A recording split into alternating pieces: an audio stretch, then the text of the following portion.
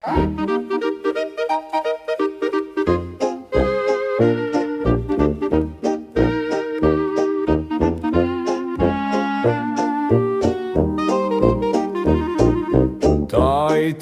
szó tarantula táncol, horpat homlokom ráncain, csigák hasára tetovált tevék, kullogva viszik tova álmaim.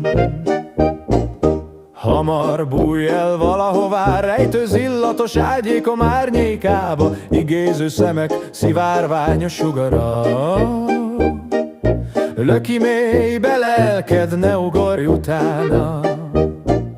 Nem sok értelem volt eddig e versben, ezután sem lesz több, ígérem.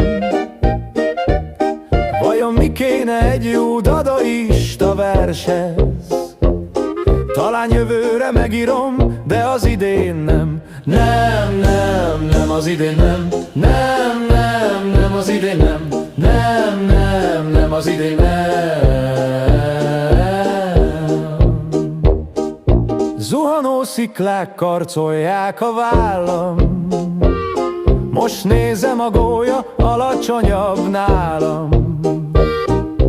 Nincs semmi akadálya, hogy lekakáljam, most nézem, nekem van több nyálam, ám ugyanannyi lábam van, mint neki. A kémény tetejéről a békét hirdeti, egyre csak azt kelepeli: béke, béke, béke, vagy talán béka, béka, béka. Elönt a méreg, gólyául nem értek, éljen az önérdek. Hollallá, hoppári, kisfiam, elvitte a kutyámat a szívroham. Kiugat, ha valaki jő, kire céloz, ha valaki lő.